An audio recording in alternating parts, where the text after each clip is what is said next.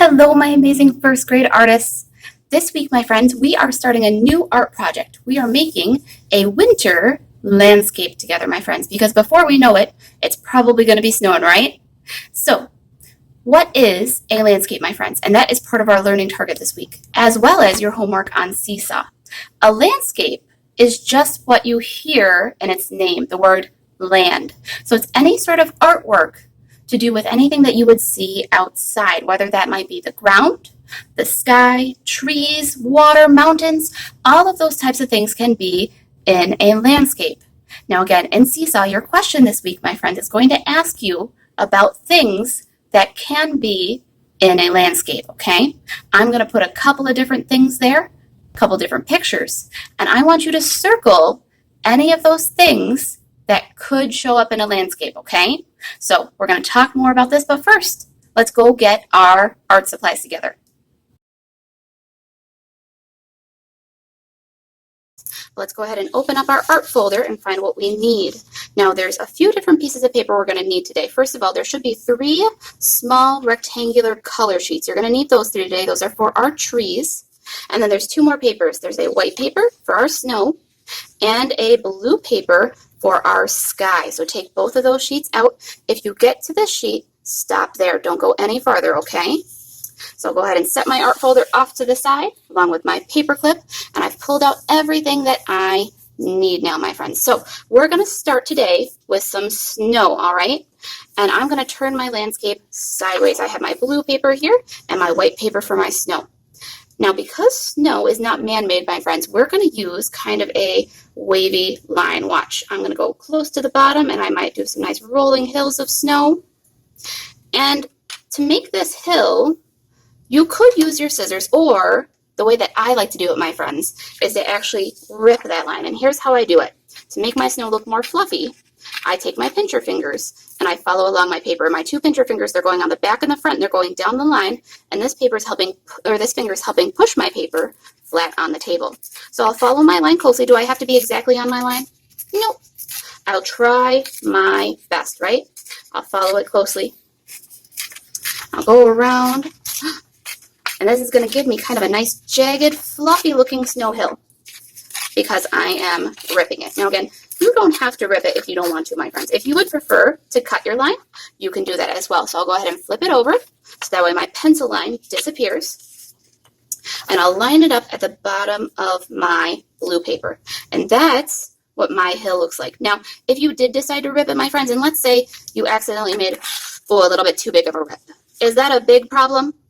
Nope, it's kind of a small problem, right? Because I can still glue it onto my paper and hide it away, and nobody will notice it. But if I don't like this one, I do still have this other half of my paper, my friends, and I could try again if I wanted to. I could make a different kind of wiggling line, maybe add a few more wiggles this time, and I could try doing it again, either ripping or cutting it out, okay? So you do get 2 tries with this paper in case you make an oops. If I do like my nice snowy hill, though, I'll go ahead and I'll flip to the back side again where the pencil line is because we want to hide that, and I'll open up my glue. Again, you can use glue stick or glue bottle, but I'll do my dots of glue. I'm going to go right around the edge. Dot, dot, not a lot. Dot, dot, not a lot. Dot, dot, not a lot. Dot, dot, not a lot. Dot, dot, not a lot. Oh, and when I get to that rip, I might also go around that rip a little bit to make sure that that gets glued right. Dot, dot, not a lot. Dot, dot, not a lot. Dot. I might even also add just a few small dots kind of in the middle, just to make sure my snowy hill stays glued. All right? Now comes the tough part, flipping it over with our 2 hands and lining it up at the bottom of our paper. So you see my nice dots? I'm going to flip it over carefully with my 2 hands. And again, I want to line it up so that way it hides the bottom of my blue paper. I shouldn't see any blue around these bottom corners. So I'll hold it down and count to 10. Here we go. 1, 2, 3, 4, 5, 6, 7, 8, 9, 10. And there is our snowy hill. Now, artists, I know on our learning target it says that we would be using a new type of art material. Unfortunately, because we are not in the art room, we will not be using that. That was actually Mod Podge, my friends. I like making Mod Podge trees with my friends, but unfortunately, Mod Podge is too expensive, and I just did not have enough to be able to send it home to all of you. Plus, Mod Podge is really, really messy and kind of hard to clean up. So, parents, I did not want to make you have to clean that up, okay? Instead, I just gave you 3 colorful pieces of paper to make your trees today. Now, do these 3 rectangles look like trees yet? Not quite, my friends. So we need to do a little bit of drawing on them. And we're going to make some evergreen trees for winter. So I'm actually going to start by making a letter V on my paper. And I don't have to go all the way to the top corner. I might even come down a little bit. So I'll make my V all the way to the very bottom. And then I'll make the other side come almost all the way back up. Now, why didn't I go all the way to the top? Well, because, my friends, that is the tree top. I need to draw a stem for a tree. But is it called a stem on a tree? Nope. On a tree, my friends, it's called a tree trunk. So watch. I'm going to bring 2 lines kind of straight in, line 1 and line 2. And then I'm going to bring 2 lines coming down, line 1 and line 2. And that is how we're going to draw our trees today, okay? So again, on my other paper, I'll start with that V that goes all the way to the bottom, comes back up. I like to flip my paper over then, draw my 2 lines that come in, not too close though, and then my 2 lines that come down. Now you might not be able to see it on my purple paper because the purple paper is kind of dark, right? But I'll try my V. And then again, I like to flip mine over and draw that straight lines in and 2 straight lines down. All right, once you have them drawn, my artists, the next thing I need you to do is cut your 3 trees out. And I'm going to go ahead and I'm going to speed up this step a little bit, okay? But again, if you need to pause the video here, you can, all right? Here I go.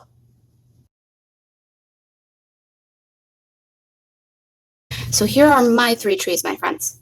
And right now, my 3 trees, they're all about the same height. And if I put them close to the top of my snow, they might poke off a little bit. So if you want to, my friends, you can also make your trees a little bit smaller. They don't have to be really, really big trees, all 3, but don't make them super tiny as well, because then it'll be hard to draw some designs on them next class. So maybe I might want to put that one there. I think maybe I'll put my pink one next to my purple, and I can put my green one over here, and oh, that one's still a little bit tall as well, so maybe I might make my green one also just a little bit smaller by bringing in my 2 pointed sides of my letter V. Just a little bit. All right, once I'm happy with where they are and how they look, because again, I could move them around. I could move this one down. Oh, that kind of looks good. Or I could move this one maybe next to it. I can spread them out different ways and look at how they look differently. And when I find a way that I like, then I'll go ahead and I'll give them some glue and I'll glue them onto my paper. All right, I'm going to speed this step up as well, my friends. Again, when you need to pause the video, you can, so you can catch up. But here I go with my dots of glue.